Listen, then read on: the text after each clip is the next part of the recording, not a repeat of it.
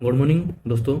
Welcome to West Plus Affairs. और हम पढ़ रहे हैं राजस्थान हाईकोर्ट एलडीसी की बूस्टर क्लास।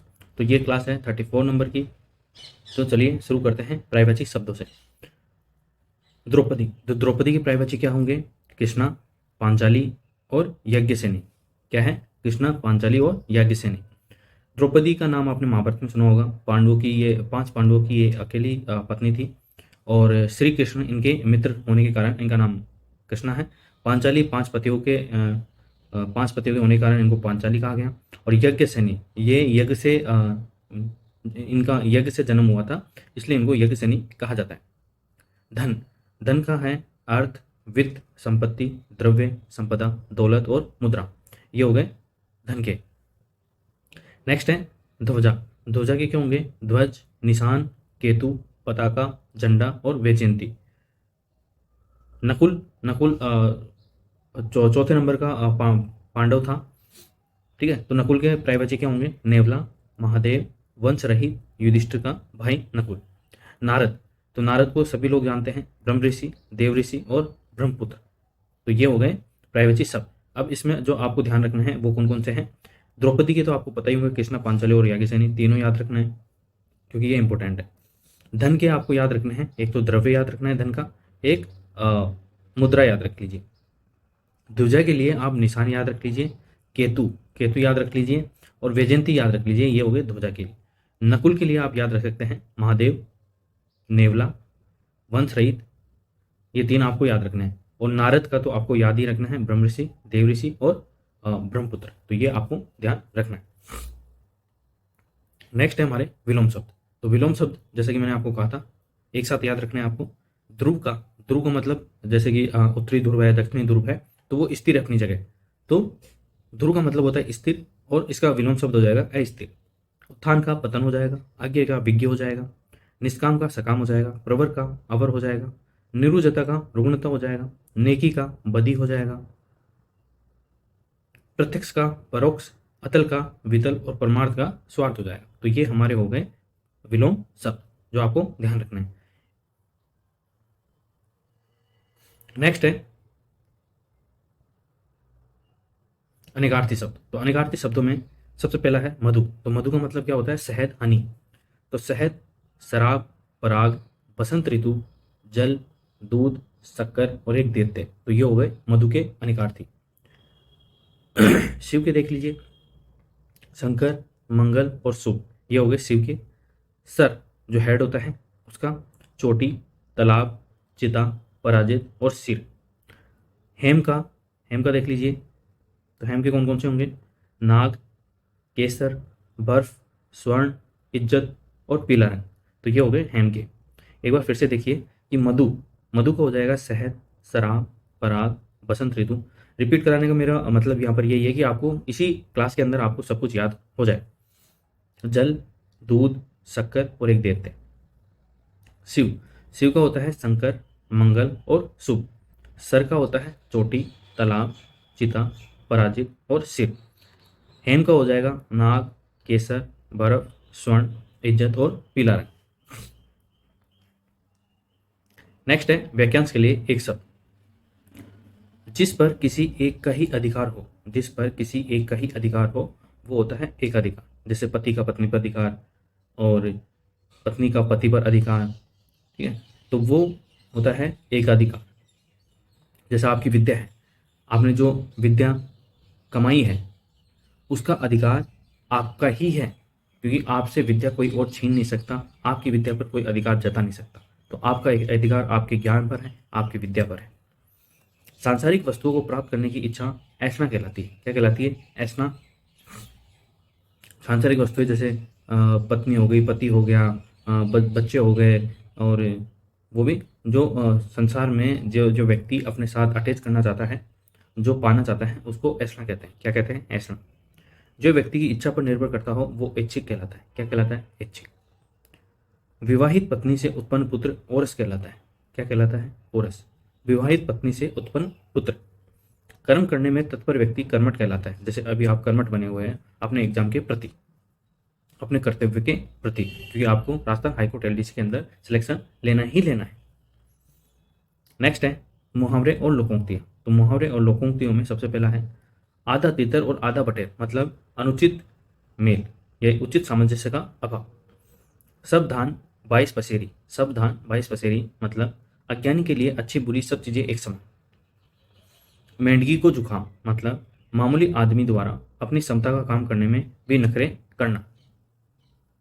लिखे ईसा पढ़े मूसा, न पढ़ने योग्य लिखावट। जैसे डॉक्टर की लिखावट बहुत मतलब डॉक्टर की लिखावट मेडिकल वाला ही समझ सकता है, जो मेडिकल की शॉप चलाता है वही समझ सकता है या डॉक्टर समझ सकता है।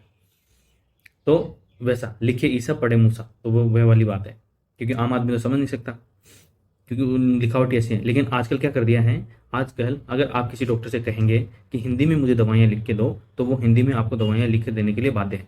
मध्य प्रदेश में स्टार्ट हो चुका है और धीरे धीरे ये पूरे भारत के अंदर फैल जाएगा, क्योंकि अब MBBS की पढ़ाई भी हिंदी में होने लग गई है। तो मध्य प्रदेश पहला राज्य है जहाँ से इसने स्टार्ट किया है, और इंजीनियरिंग की पढ़ाई भी हिंदी में होने लग गई है। तो ये करंट अफेयर है जो आपको ध्यान रखना है। सखी न सहेली भली अकेली, मतलब एकांत में रहना। जैसे जब तक आप प्रिपरेशन करोगे तब तक आपको एकांत में रहना चाहिए, ताकि आपका कंसंट्रेशन ना हो और टूटे नहीं, और आपका फोकस आपके एग्जाम के क्लियर करने पे रहे। नेक्स्ट है शब्द शुद्धि। तो शब्द शुद्धि मैंने आपको बताया था कि आपको इमेज बनाना है शुद्ध शब्दों के। तो प्रत्यार्पण नहीं होता बल्कि प्रत्यर्पण होता है। तो प्रत्यर्पण क्या होता है, प्रत्यर्पण का अर्थ होता है जैसे कि विजय माल्या है। तो विजय माल्या क्या कहाँ भाग गया, इंग्लैंड के अंदर भाग गया है। तो इंग्लैंड के साथ हमारा जो इंडिया का जो संधि है वो प्रत्यर्पण संधि हो रखी है। मतलब अगर कोई भगोड़ा इंडियन इंग्लैंड जाता है तो वहाँ की सरकार ये बाध्य है कि वो एक प्रॉपर प्रोसेस के बाद उसको जो भगोड़ा है उसको वापस इंडिया लौटा देगी। तो वो होता है प्रत्यर्पण संधि। प्रभु प्रभु में बड़ा ऊ नहीं आता बल्कि छोटा ऊ आता है। ठीक है, तो ये होता है प्रभु। परमात्मा परमात्मा में ये वाला रे नहीं आता है बल्कि पूरा रे आता है, परमात्मा होता है। बरसात, तो ये गलत है, बरसात के अंदर चंद्र बिंदु नहीं आता है, बरसात के अंदर चंद्र बिंदु नहीं आता है। सिंपल बरसात होती है, क्या होती है, बरसात। तो ये आपको ध्यान रखना है, ये डबल बार टाइप हो गया है तो ये ध्यान नहीं रखना है। तो बरसात का सिंपल बरसात आएगा, चंद्रबिंदु नहीं आएगी। बलिदान में बड़ा बड़ा जो ये मात्रा है वो छोटी मात्रा में कन्वर्ट हो जाएगी, तो ये होगी बलिदान। तो ये आपको ध्यान रखना है। नेक्स्ट है इंग्लिश के अंदर वन वर्ड सब्सटीट्यूशन। जैसे अपन ने पढ़ा वाक्यांश के लिए एक शब्द, वैसा ही है इंग्लिश के अंदर वन वर्ड सब्सटीट्यूशन। तो सबसे पहला है इसके अंदर ए सिंबल और डिवाइस दैट रिप्रेजेंट समथिंग। तो कोई भी सिंबल यानी कि चिन्ह और कोई भी उपकरण जो किसी को रिप्रेजेंट करे, किसी को दर्शाए, उसको बोलते हैं एम्ब्लेम। क्या बोलते हैं, एम्ब्लेम। तो ये आपको ध्यान रखना है। A system of marrying many women, वह सिस्टम, वह व्यवस्था जो बहुत सी औरतों के साथ शादी करने का व्यवस्था है उसको बोलते हैं पॉलीगेमी, जो पाकिस्तान के अंदर है और बहुत से मुस्लिम देशों के अंदर भी है। नेक्स्ट है समथिंग स्ट्रेंज और अनयूजुअल, कुछ भी अनजाना और अनकहा, वो होता है पेक्यूलियर। क्या बोलते हैं, पेक्यूलियर। तो ये आपको ध्यान रखना है। नेक्स्ट है something given for a noble cause, उसको बोलते हैं सेक्रीफाइस। मतलब किसी के लिए खुद को कुर्बान कर देना, वो होता है sacrifice. An attempt to rouse public, an attempt to rouse public मतलब होता है एक ऐसा प्रयास जिसमें पब्लिक को इकट्ठा किया जा सके, उसको बोलते हैं कैंपेन। क्या बोलते हैं, campaign. A person who is controlled by wife, मतलब वह व्यक्ति जो पत्नी के द्वारा नियंत्रण किया जाता है, उनको बोलते हैं हैंडपैक। क्या बोलते हैं, हैंडपैक। तो ये तो आजकल सबकी प्रॉब्लम है कि 100 में से 99% तो जो पत्नियां होती हैं वो अपने पति को कंट्रोल करके रखती हैं।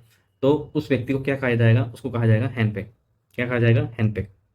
याद करने का एक तरीका भी है, आप घर में भी देखते होंगे अपने भाई, अपने माता पिता, तो उनको भी देखते होंगे, या अपनी सिस्टर। तो अगर औरतें अपने हस्बैंड को कंट्रोल करती हैं तो वो हैंडपैक कहलाता है।